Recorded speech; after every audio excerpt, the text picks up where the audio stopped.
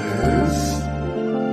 Tea time, yeah, making a difference, one cup at a time. Tea time, yeah. So be sure to grab your tea, grab a seat, and tune in to Miss Liz. Tea time, making a difference, one cup at a time. Tea time, yeah. Tea time, time.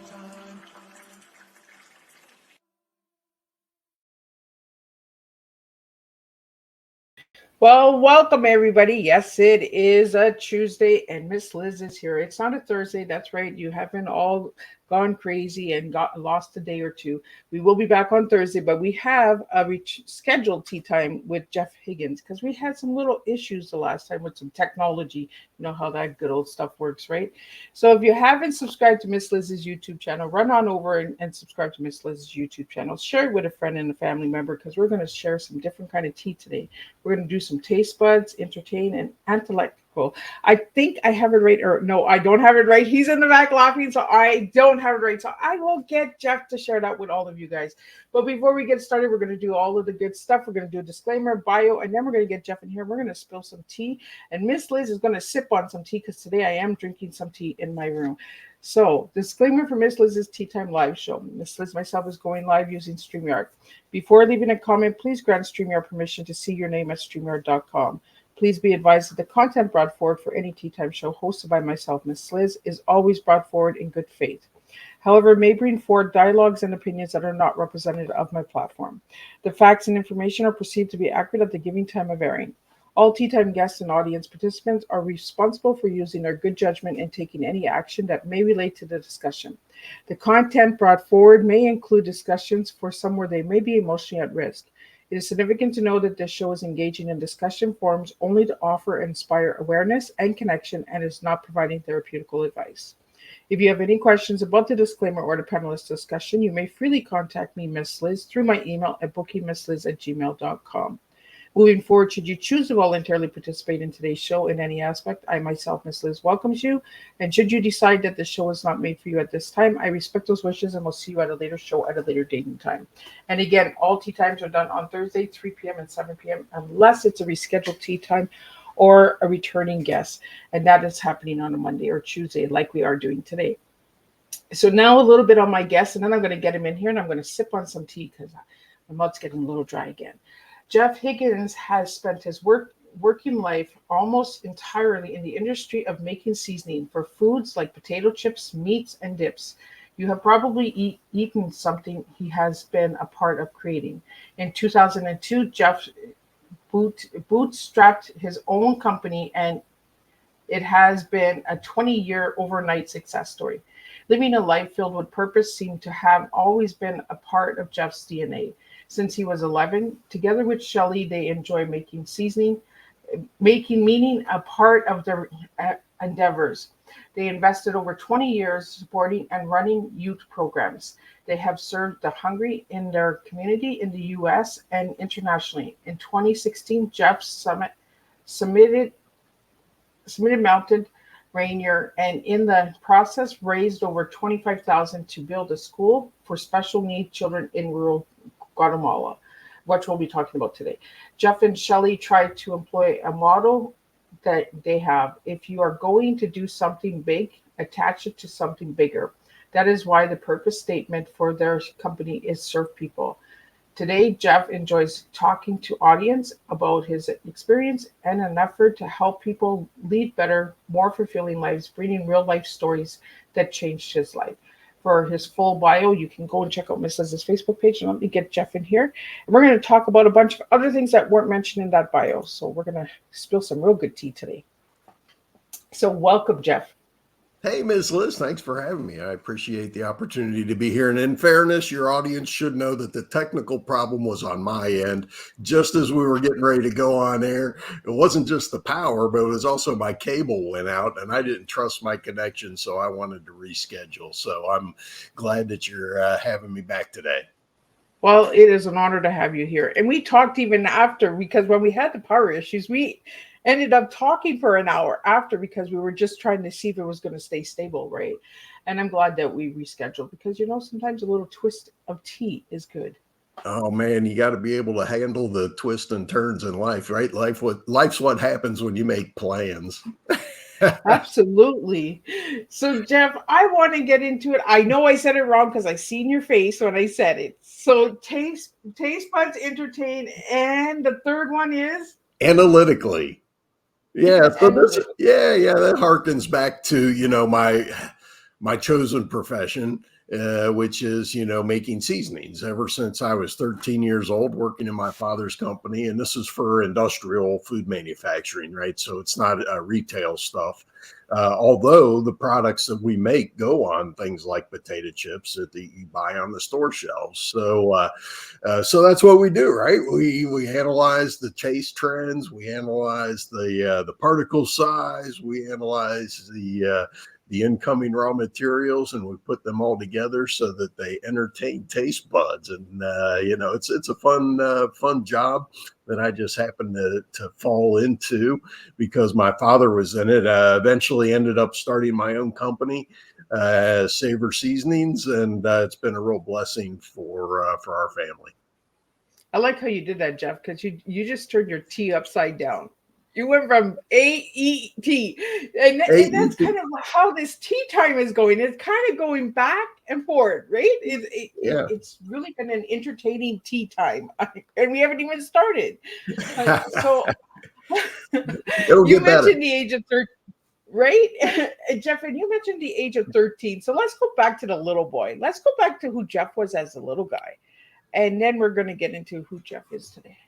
Yeah, because how I grew up was really a driving force behind my purpose in life. In many ways, I had an ideal childhood, spending all day at the creek with my friends, drinking out of the water and catching crawfish, coming home for lunch. And when the street lights came on, that type of thing. I walked to school. I mean, that's unheard of these days. I walked to my elementary school and walked home at lunchtime to grab lunch with mom before I'd head back. It was, in many ways, a great childhood in Green Hills, Ohio.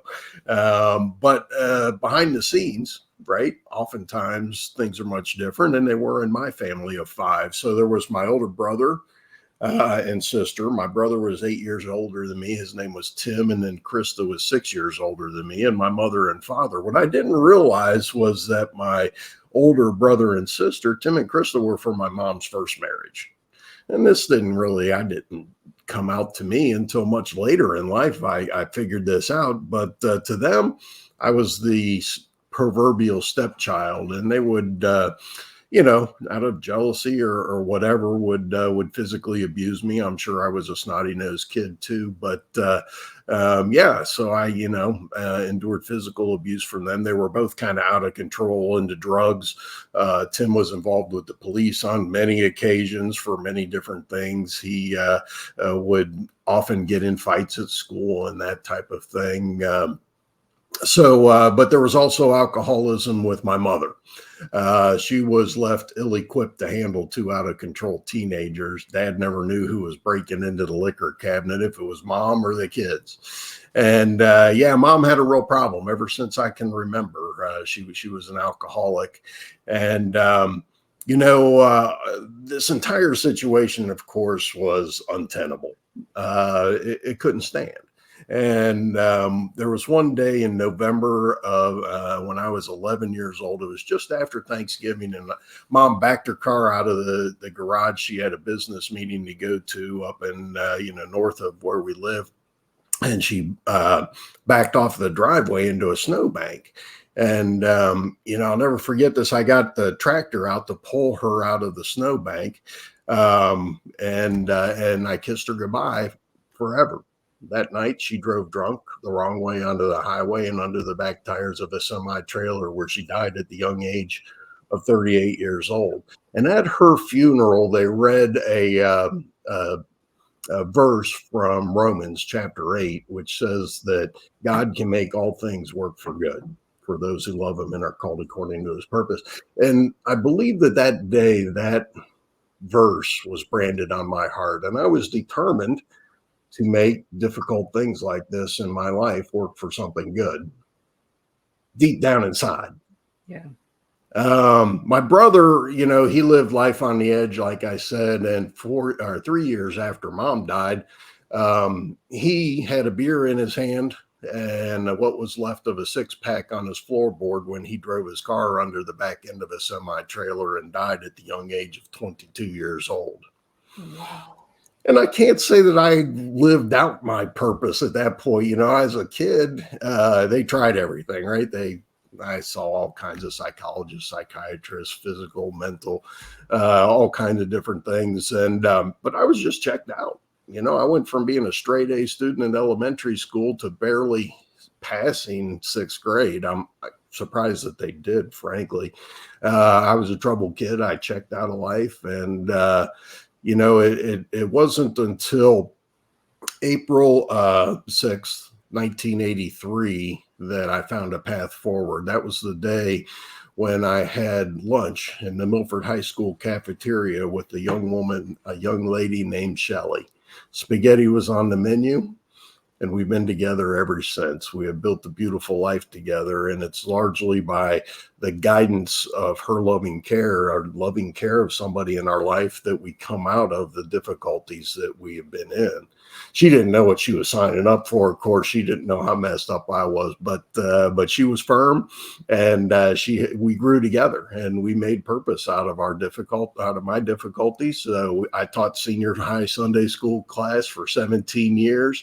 I did a lot with the senior high youth group, because I know that oftentimes, you know, kids are going through stuff and people don't always know that. This led to eventually what you talked about. Well, let me back up a little bit. Shelly and I have 3 daughters. All married to 3 great guys. I got to give a shout out to my family, you know, and really, you know, Well, that's good that they're great guys, right? yeah, you know, you pray for that. I prayed for that. That's what I said at their you know, wedding reception. You know, I got to give this speech as the father of the bride 3 different times, and I said every time, I said to the parents of the groom, thank you. I've been praying for you and your son since the day my daughter was born.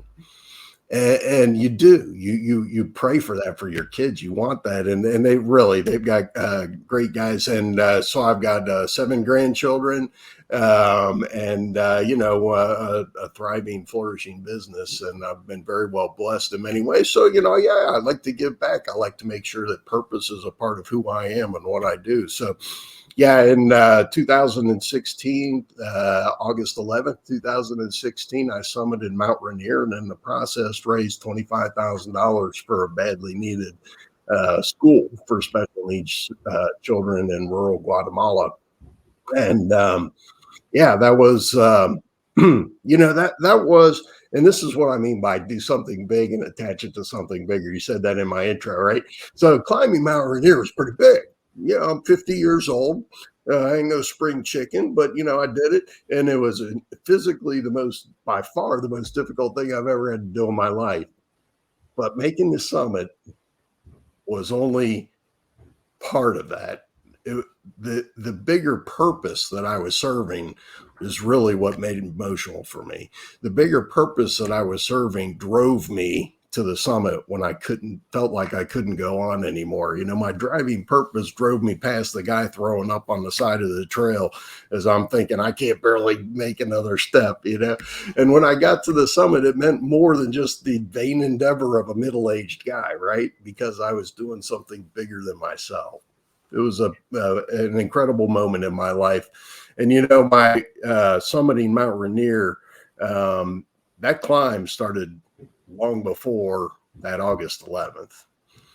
Making that summit was really, for me, I was raising my arms in the air in victory, not only over the mountain, but over my own past and my own difficulties.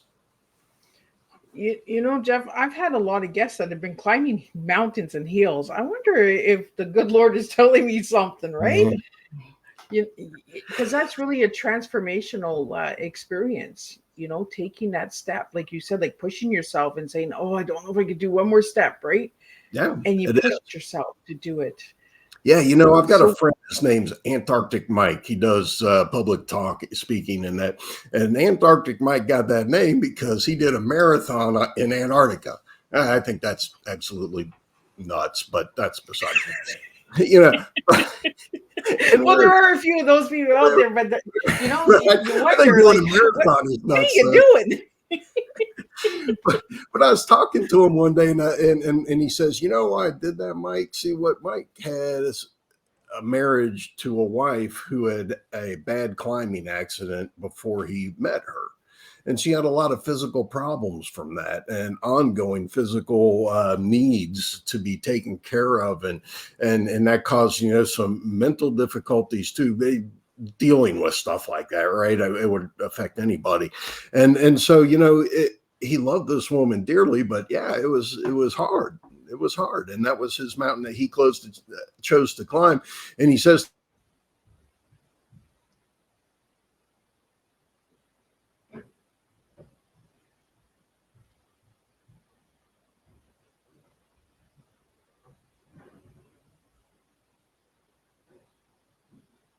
Oh, are you there, Jeff?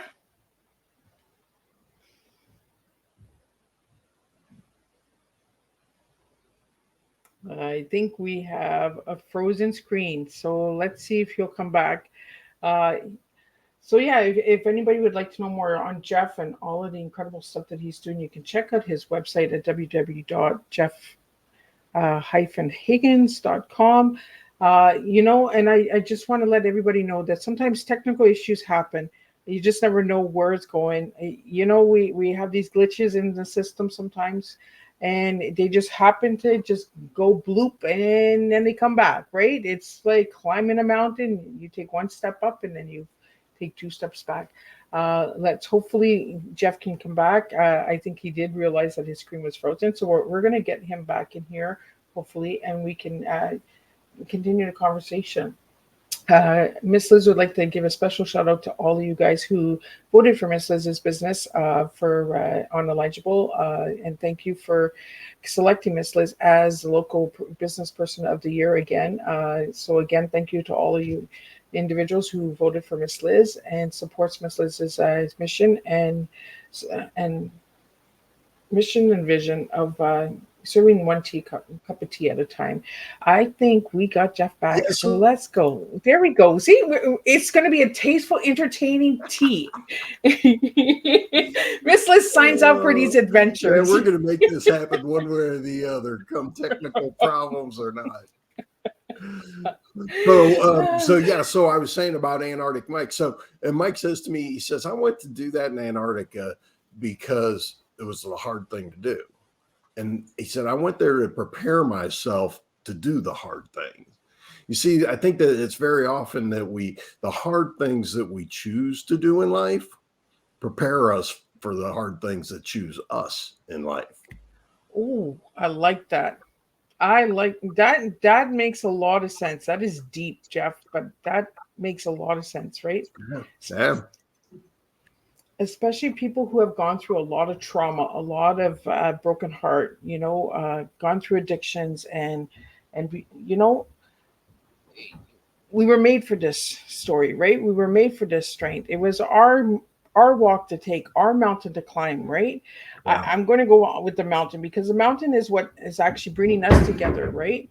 Like we're having this tea time because of the struggles and the summit that you created Yeah. and all of the good work that you've done, Jeff. And has brought you together, has brought you here, has brought you Yeah. to my table Yeah. because the glitches that we're having with this tea time, like the technology, it's like, Miss Liz is not giving up, like, and Jeff's not giving up. So Oh we're going no. to climb that mountain No. together. We're going to do That's this, another right? thing that struggle prepares you. It makes it easier for you to go on when you don't think you can. And that happened to me after Mount Rainier. And I think that Mount Rainier prepared me for the struggles that were in front of me after I summited, after that summit moment, that mountaintop experience in my life. Absolutely. So, Jeff, I believe you also had a sister who passed from alcohol as well, correct? Yeah, because my life didn't stop there on the summit. My life quickly changed after summiting Mount Rainier. That February, I was in Guatemala at the ribbon cutting of the school, and it was just an amazing thing. They recognized me, gave me a little glass trophy, and there were like a couple hundred local Guatemalans at this, and I didn't understand a thing that the missionaries were telling them. He told me afterwards, though, and it was just an incredible experience. That was in February. March 13th, 2017, I was called to the hospital for my sister again. Probably the 10th time that she had been in a hospital. You see, both of us suffered greatly as children, some in different ways, but losing my mom and our brother, my sister didn't handle it the best way. People say if it doesn't kill you, it makes you stronger. I don't believe that. I think it's a choice. And I wasn't making the best choices because I was an alcoholic too. Krista, I was a high functioning alcoholic, right? I could keep it under control at that time. It never gets better. But Krista was, lived in self-pity. And when you live in self-pity and you're an alcoholic, that's like gas in a match. And, I visited her in the hospital one time, and I pleaded with her with tears in my eyes. Krista, I've had to bury mom and I've had to bury Tim. Don't make me have to bury you too. But that March 13th, 2017, I was called to the hospital for the last time to make the decision to remove life support. There was nothing that they could do at that point. And I spent the next 3 days with her as she slowly died. And I was with her alone when she took her last breath. And that was hard. I'd never been with somebody as they died. And that was the third member of my immediate family to succumb to this terrible disease. And yet I was still drinking. I'm highly susceptible. I have 3 dead family members, and I'm still drinking every day myself. Yeah, that was one question I wanted to ask you, if you were drinking as well. Yeah. Oh, yeah. Yeah. I was oftentimes drunk when I was giving her advice on why she should not drink so much. Well, it's the mirror, right? But there's, once you're an alcoholic and you kind of learn about other alcoholics, and you're not the only dumb shit out there, excuse me, but you start talking about these stupid stories, and some people, it takes a little bit longer, or you're able to control it a little bit better, but it always progresses. And there's, things that can accelerate that. A few months after my sister died, I was golfing with my friend, Father Chris. Chris and I were great golf buddies. I mean, I like to golf, but Chris said he told some fellow priests one time he wanted to die in a sand trap. And so we were golf buddies. We met on the golf course. And that day, we were talking about some of this stuff, and we were talking about his mother who was going through some end of life situations. And I was kind of bringing him down. Anyway, he had asked to go for a ride in my car after golf. And that ride lasted less than 10 seconds. When I ended up losing control of my car, we went down an embankment and ended up upside down in a sand trap where Chris did not survive. Wow. I was found guilty pled guilty, I should say, to vehicular manslaughter in his death. And it was all over the news, of course, business owner, Catholic priest, but none of that really bothered me. I was so, I learned some new things. I had never experienced panic attacks. I had never experienced PTSD. I had never experienced laying on the floor just trying to live the next breath. And the guilt and the overwhelming awfulness of the whole thing, and the anxiety and the depression. I was getting by on sleeping pills, anti-anxiety meds, and alcohol, and I was sentenced to jail because there was a fair amount of bitterness, and probably still is. I'm sure that I know that there still is surrounding this accident. So the judge, they're elected and it's in the news. So I got 90 days on that charge. Doesn't typically see jail time, but yeah, jail is obviously. I know you might find this hard to believe, but I don't fit in well in jail. And that was the lowest point in my life. Less than a year after summiting Mount Rainier, I was lower and more broken than I ever believed a human being could be. And, life changes, changes on a dime. I think that what that has taught me is that every night when I go to bed, that I need to be grateful for what I had this day, because you never guaranteed that tomorrow. And that's not meant to be a live scared type of statement at all. It's just, it's a joyful thing. Hey, I'm thankful for what I had today, because life can change on a dime. And, I have a friend who used to be a cop, and he was with people in their last moments of life. He said, oftentimes in the last 30 seconds, he said two things: I wish I had more time, and did I make a difference? Purpose, and making sure that you lived every day, right? No regrets. I want to be grateful and thankful for what I have every day. So there I was in jail, lower and more. I got out of jail. I was on probation, all kind of fun stuff that I learned a lot about. But and my own alcoholism turned into a rage that almost killed me. I am lucky to not be the fourth headstone in my family. And it's those things, those are a couple of the things, at some point I started to think, okay, you got a choice here. And it's what you talked about, right? Yeah. You can be bitter or you can be better. I don't care how low you've been. I don't care how guilty you are. Try to beat me. Right? Yeah.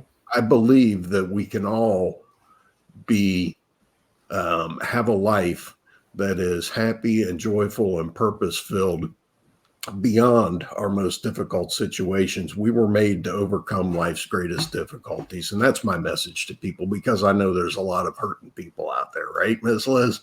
Oh, yeah. And hurt people, right? Until we find how to forgive, not to forgive for others, but to forgive for ourselves.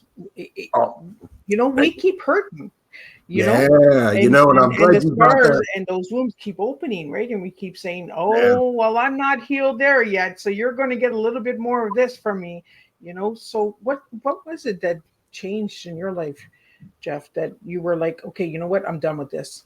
It's time to heal. Yeah, several things. And, one of the things that was key for regaining a sense of peace in my life is exactly what you just said, Miss Liz. It's forgiveness. I knew just from my beliefs as I sat there in jail, you're going to have to forgive everybody, especially yourself, especially God.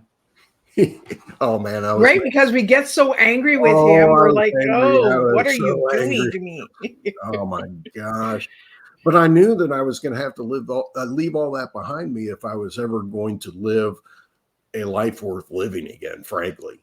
Because forgiveness, I believe forgiveness is so important. Here, let me read this to you, because I think that from the Mayo Clinic, forgiveness leads to healthier relationship, improved mental health, less anxiety, stress, and hostility. Few people have that today. I read the news. Fewer symptoms of depression, lower blood pressure, a stronger immune system, improved heart health, and improved self-esteem. Give me more of that, please. And that's why forgiveness is so important. And it has to be everybody. It has to be unconditionally. During the trial, there was a guy, his name is Gary. And Gary reported to me that he was a friend that he was a friend of Chris's. And Gary made it his mission during the trial to see that I got the harshest punishment possible for what had happened in the car accident. He talked to the press. his words were the headline. He talked to the prosecuting office, and he talked to Chris's family. And frankly, he was a large part of the reason that I got charged more harshly than other people do for this same crime. And a couple years after I got out of jail, all of a sudden I got a phone message from this guy, Gary, and he wanted to talk to me. And he said the topic was forgiveness. I don't know. I talked to my attorney. My attorney says, I wouldn't talk to that guy. He did his damage. You're still on probation. Don't do it. But I felt compelled to. I don't know why. And Gary sent me this letter. And in this letter, he says, forgiveness is a great gift that you can always give the other person. I would add, it's also the greatest gift that you can give yourself. Yeah. I talked to Gary and I told him, look, Gary, I attacked that dragon a long time ago, buddy. You were top on my list and I have forgiven you. See, what I didn't realize at the time is that Gary was dying. And I didn't realize that. I was happy to give him peace. I was happy to give myself that peace of letting him know that I forgave him. But Gary was preparing for the end of life, and he was seeking reconciliation and forgiveness because, as so many people want, he wanted to die in peace. Yep. Right? It occurs to me that if we want to live in peace, we ought to do the same. Yeah. That's an example of why forgiveness is so important. And I was happy to give Gary the opportunity to die in peace, at least on my account, because it also released me to live in peace. Well, and you just said something, Jeff, like, a lot of people before they pass, they want that forgiveness, right? Especially somebody who has done damage to you in your life.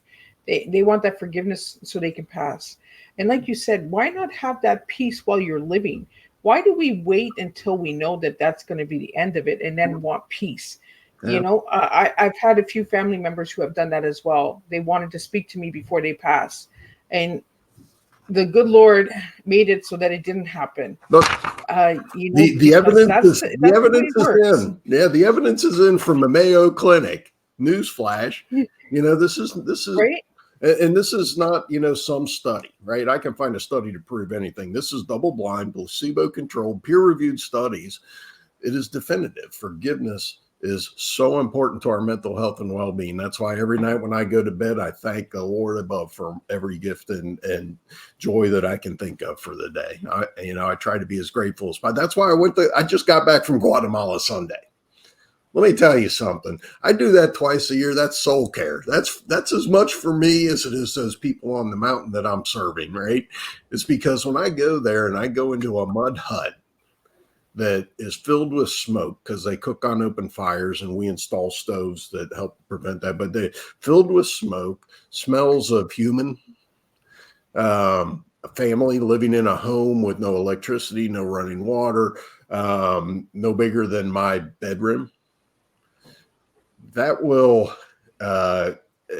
for me reminds me of how blessed I really am, and in return, of course, I want to try to be a blessing as much as I can for other people. But, that's how important gratitude is for me. I go in there and that's what I focus on. And when I say thank you for my food every time before I eat, I think of those people on the mountain who are malnourished.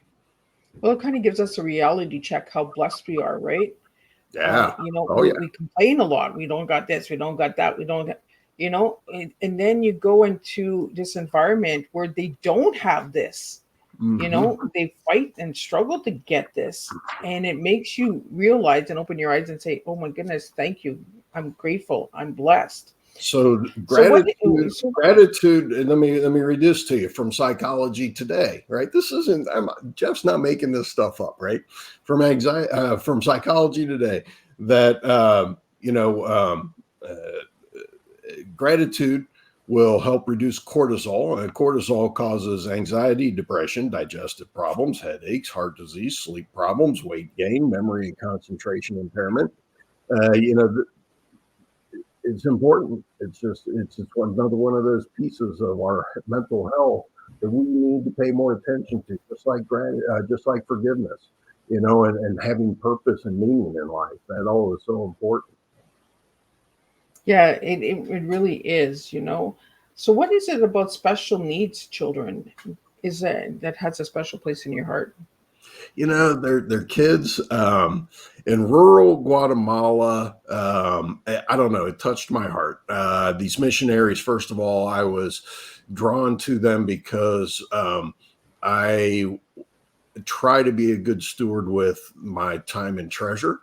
And I went down there to see what they're doing, and I think that it is effective, you know, mission work. And so I support them.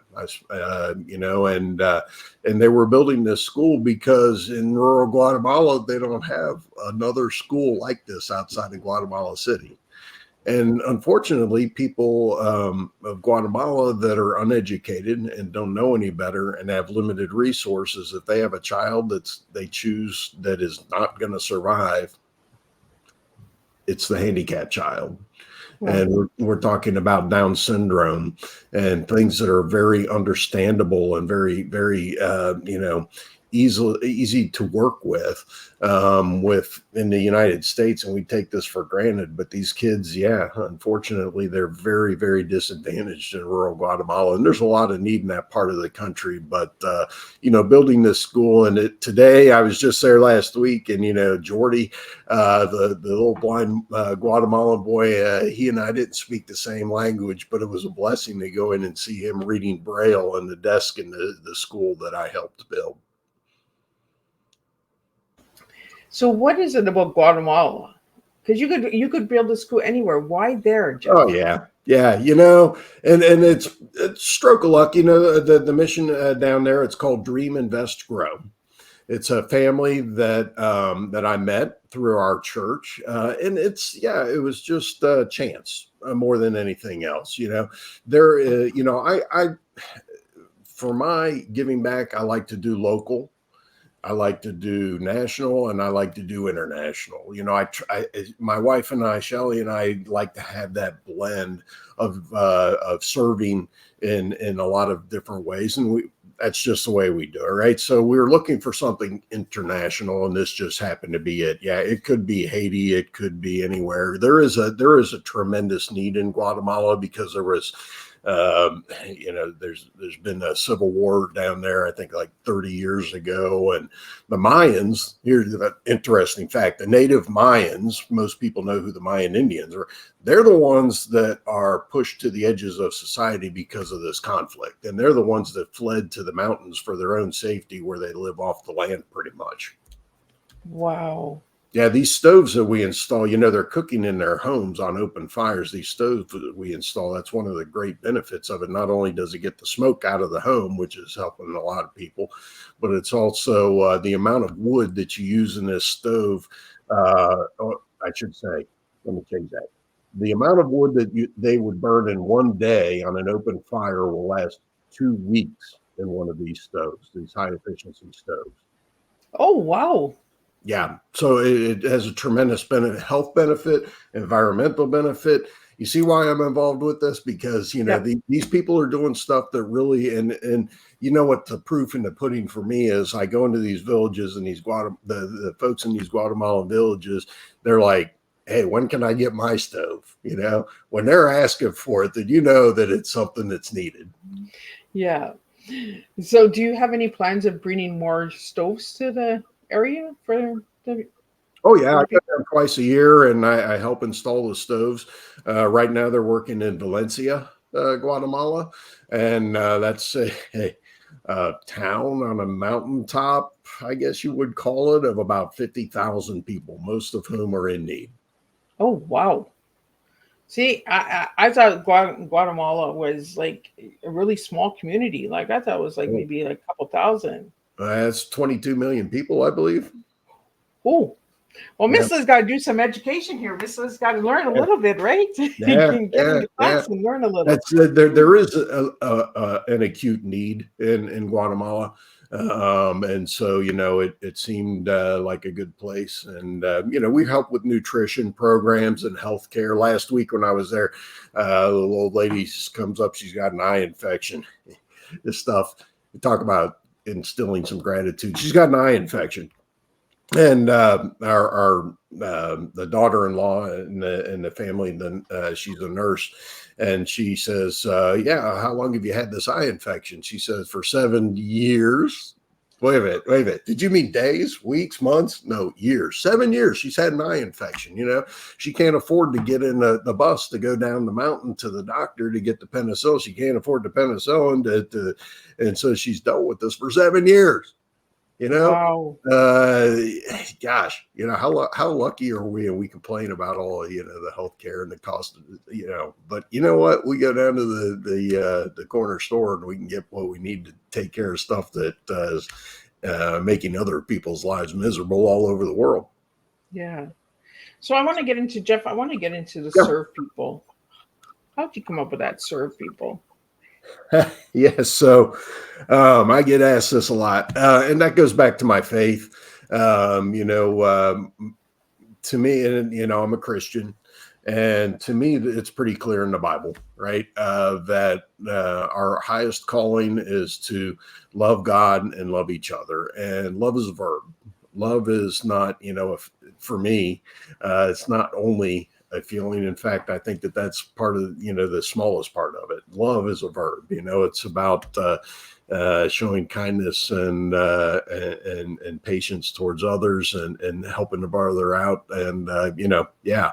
So I think that that's and when I was starting a business, my business mentor told me, he's just a business guy. He says, "Jeff, put the business plan down and look at me." He says, "Why are you doing this? Because if it's just to make money, don't do it.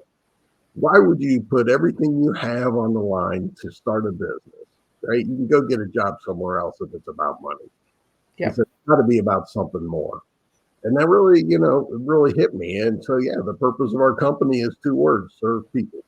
And that is, I feel, my highest calling in life. And that takes various forms based on my gifts. And I'm with you with that, Jeff. And I'm with that mentor. If you're gonna do it just for money, you can just go get a job somewhere else. Right. You can get the 9 to 5 job, but when you really want to have a purpose and you want to have that legacy of making a difference, right? Because that's the 2 things that we want before we die, right? Is we want to know that we had a purpose and that we made a difference. Yeah. So we need to get our get it together and say, what is our purpose in life? Yeah. Why are we not getting out there and doing what feeds our souls, what feeds our inner selves? And where our purpose comes from? Teeth. You know where purpose comes from? Where does it come from? Our struggle. It's kind of the circle of life, I think. You probably are familiar with the 5 stages of grief, right?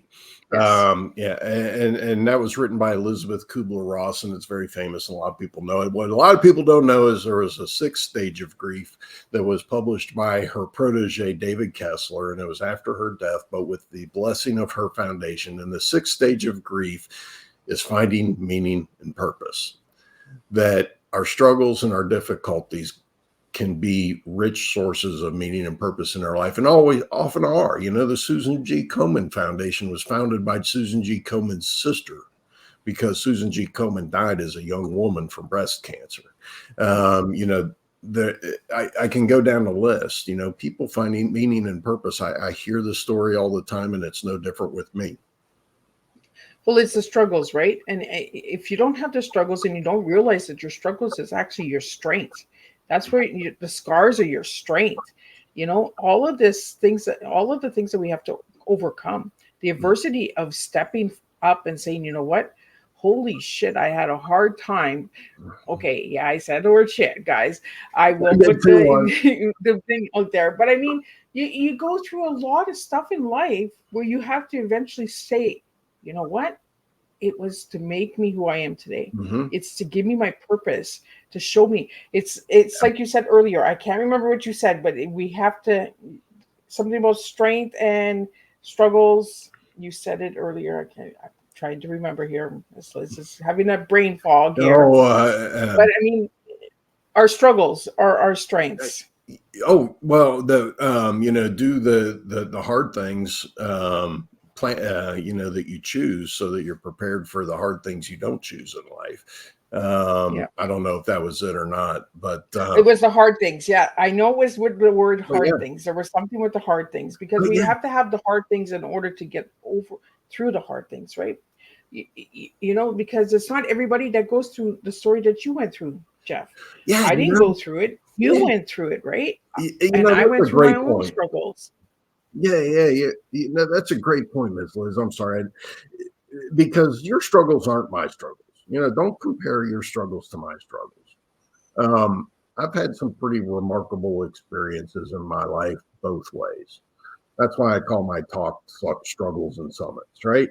Uh, Yep. I've been to the highest mountaintops and I have been to the lowest valleys. But that's, we all have struggles. And sometimes it's the little stuff every day, right? In business, right? I know what this is like. It's the little stuff that gangs up on you throughout the day. It's the little struggles. It's not necessarily the big flashy stuff, and it doesn't have to be tragic, but this stuff wears on us and it builds up over time. And so your struggles aren't my struggles, but struggle always has the same effect. It causes stress, it causes anxiety, it causes depression, it causes all kinds of problems. And so, that's why I hope that my experience with overcoming stress, anxiety, depression, and all that through my struggles can be helpful to other people. Well, then it goes right back to your tea. It's tasteful. The struggle was tasteful, right? There was Oh, a lot of flavor in the distasteful. struggle, Is there DP? right? Distasteful, and nobody chooses this, right? You don't say, when I grow up, I want to be divorced. I want to be, an alcoholic or an addict. Nobody plans on this stuff, but it happens, and it happens to all of us. You're not alone. And I think that's it goes right back to your tea because your tea is a strong tea. When you gave me your tea, Jeff, I was like, oh, these are words that we don't use. When people describe tea, but tea is tasteful. It's got a lot of flavor. It's got a lot of blends, and it's got a Yeah, lot of seasoning in it. So and you grew up doing all these seasonings like and spices and yeah. You know, when you make a seasoning, it comes out tasting like, let's say, sour cream and onion. All right. Well, that seasoning's got maybe 15 to 20, maybe even more ingredients in it, right? And some of those ingredients taste really good, and some of them taste really bitter, and Yep. some of them taste really sweet, and some of them taste really salty. Okay. But it takes all of those flavors to make something that's truly tastes great. And that's what tea time is. All these different flavors, all these different blends, all the different stories, all of the struggles that all of my guests have gone through, and yours included, Jeff. It makes a good pot of tea. It Mm-hmm. makes a good strength of where we're going to bring the flavor to. What table are we going to serve? And it's like your spices and your seasoning, right? What Each, table are you going to bring it to? each So, ingredient have plays you a ever part. gotten right? And have you ever gotten a story where they said, Jeff, thank you for that seasoning, man. That was an awesome seasoning. Have you ever gotten any of those? Oh, no. Honestly, this is the first time I've kind of really put the two together, but it really is great. And it makes sense. It is kind of a good analogy. Of course, it pertains to something that I love. Right? It just all blends together. Yeah. You need all of the little bits. And it's like that amazing artwork that's behind you. It's all the little pieces put together to make a beautiful creation, and that's how life is. And that's how we serve, all of our pains and struggles are like little pieces that piece behind you. I just love it. It is gorgeous. It's for all my audio listeners. Well, you won't be able to see it, but there's a beautiful art piece behind Jeff, and it just represents life. When I look at that, I see your life, Jeff. It's been like struggles. It's been like pieces, like, and they all blend together. Uh, I think it's amazing that you have that piece behind you, especially today for all the ups and downs and blips and technology issues and stuff like that, right? So now, Jeff, I want to take it a little personal. I want to Sure. get to know you a little bit. So I asked you what your favorite color was, and you gave me red. Why the color red? I don't know. It always was since I was a little boy. So what is I'm it sure about red that's like, Jeff, I like red? Like, I'm sure it's psychologically that somebody could probably analyze me with that, what I went through or whatever. I have no idea, but I always want, ever since I was a little kid, red was my favorite color. So I just stick with it. I think it's incredible that a man likes red. I'm not analyzing anybody or anything, but I think it's really empowering that a man likes red. So, and you gave me the word strong to describe yourself as an individual. Why that word? I had to ask my wife on that one. Um, Oh, so Shelly helped you with it, did she? yeah, because I don't know, it's hard for me to analyze some of that stuff about myself, and you know, yeah, but and she said that, and I thought, I guess you're right, because I've come through a lot, and the good stuff and the bad stuff. Starting a business, being a entrepreneur ain't no bed of roses, trust me. But here I am. I've made it through all of that, and frankly, I don't. You know, I've seen it both ways. I've seen it. My sister, she didn't make it. There's a lot of guys in jail. They're not going to make it. It's a choice, and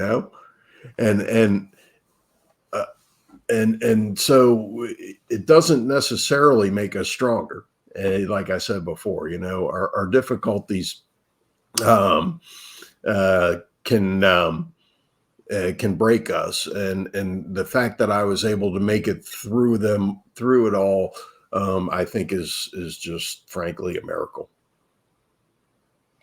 So, Jeff, you speak today to audiences. So, what do you bring to the table that you want the audience to get from you when you're speaking to them? Yeah, just a unique perspective, I guess. Can I finish with this? If we're at that spot, because this is a good question, and I've kind of got a little story to go along with it.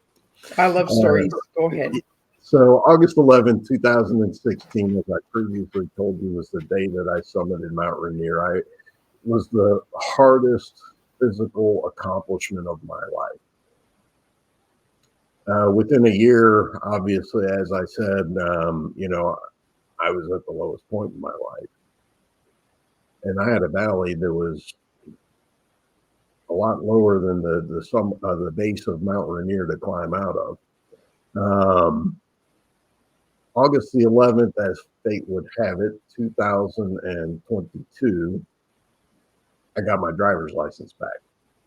Oh, Exactly 6 years to the day that I summited that mountain. And since then, I had been through my hardest mental challenge of my life. And as I sat there with my driver's license, having overcome anxiety, depression, nobody arrives, don't get me wrong, but it went from being something that could kill me to, I think I'm on the high end of the spectrum of somebody is having a pretty darn good life. And I'm thankful for that. And I have come out of life's deepest valley during that time, and there I was with my driver's license, and it felt every bit like being at the summit of Mount Rainier. And the biggest thing for me is, I alluded to it earlier, Liz. I think there's a lot of hurting people out there. I run into them all the time, and not everybody, but I kind of resisted that thought for a while, because I thought maybe it's just me that has all this, but there are a lot of hurting people out there, and I've got a lot of unique experiences. I understand the addict. I understand the imprisoned. I understand the guilty. I understand the depressed and the suicidal. I understand those who have suffered abuse better than some. So I feel it's a great honor and a privilege to be able to talk to people in those difficult situations and give them hope. Well, we talked about this before when we had the glitches the last time when we spoke. Unless you live it, you know, don't speak it, because you're actually making more damage when you're speaking on something that you haven't lived. And I'm glad that you finished with that, Jeff, because you understand it, you lived it, so you can speak on it. You can say, you know what, I understand how you feel. I might not know your story, I might not know your journey, because each struggle is different, but I understand it. And I think we would impact more lives if we started understanding the stories, understanding what people are going through. Hurt. Why are people hurting? Why are people having so much trouble forgiving? Because we're not taught how to forgive. We're not shown how to forgive. We're just like, okay, well, I'm just going to forgive you. Oh, yeah. And you can come over next week. Well, that's not forgiveness. Come on. Like I Yeah, say to my family, Jeff, I say, you guys have been forgiven a long time ago, but that doesn't mean you're coming for Sunday roast dinner. Like, you know what I mean? exactly. But we're not taught it. And we're not taught how to understand our struggles either in life. There's no course or no instruction book out there that says, you're going to have this struggle and you're going to understand it. Mhm. You have to live through it to understand it. You have to experience it to understand it. Mhm. You have to do the hard things to understand the hard things. And I love that you came with that as understanding, because I think we need that in life. We need to understand more. You understand Guatemala, and you understand at prison. You understand life. You understand addictions. You know what I mean? When we start listening to the stories and we start understanding what the people are sharing, then we actually make a difference. We actually make that impact. And I think it's really a blessing, Jeff, that you are still standing. And I'm glad that Shelly helped you with that word strong, because you are a strong man. Yeah. And, we need to have strong men share their stories like you. So, what final message do you have for everybody, Jeff? Healing happens through transparency in community. When I was a young man, one of the most poignant memories of my childhood was my mom taking a smiling picture of our family off of the buffet and hanging it over one of the holes that my brother had punched in the walls of our house. And we all have holes in the house. And that for me is a real analogy for life. And we hang smiling pictures of our holes, and that's okay, because nobody wants to live with Eeyore. Nobody wants to live with Eeyore or work with Eeyore, and we put on our best face, but if you want to fix the hole, you got to take down the picture. And I'm not talking about Facebook transparency here. I'm talking about, like us alcoholics, we get together and we understand each other, and we understand the stupid stuff that we did like nobody else can. And we understand each other when people, who can drink normally, normal people can't understand, why the heck we do what we do. But that's where healing happens. That's where healing happens. And I think healing is a process, right? It's a life journey. It's Oh, climbing that mountain, getting that one step at a time. And, absolutely. it's been a real honor to sit and talk with you, Jeff, because we've had our journey and climbed that mountain. We've overcome Yeah. those issues. And, you know, we all have those blips and bloops, and, we fall down, we get back up, we get Mhm. disconnected and then we get reconnected. Mhm. It's just the way life is. It's part of the journey, it's part of the struggle, right? We had to go through the struggle in order to understand and to be grateful for the moment together. Struggle is I life's really want to, greatest teacher. right? I just really want to thank you, Jeff, for taking the time and rescheduling, because sometimes people get the glitches and they're like, no, I'm not doing it, I'm done, boom, I'm gone, right? But we took that time to reschedule and to actually make this time valuable, and get the message out there for everyone out there. So if anybody would like to reach out to you, how could they reach you, Jeff? Yeah, so I have a website right there, Jeff-Higgins.com. That's Jeff-Higgins.com. I'm also on Facebook, Struggles and Summits. You can look me up there. But yeah, I'd love to get feedback. I always say feedback is the breakfast of champions. That was a motto in our company, and it's, I think, a good thing to live by. And I always seek it, good, bad, and indifferent. Please, would love to hear from you.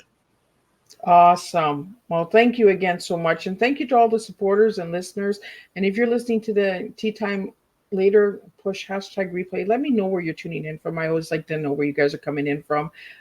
Miss Liz is on multiple platforms, and I like to know what platforms are tuning in, for these topics. And I will see everybody on Thursday for 2 TEAs. We have Alexi Brassi coming in, and then we have Andrew Newman coming in, and we're going to be talking about kindness and subconsciousness bedtime stories. So we're going to do a lot of different on Thursday. So I'll see everybody same time, same place with 2 new TEAs, and that's how we roll in this house.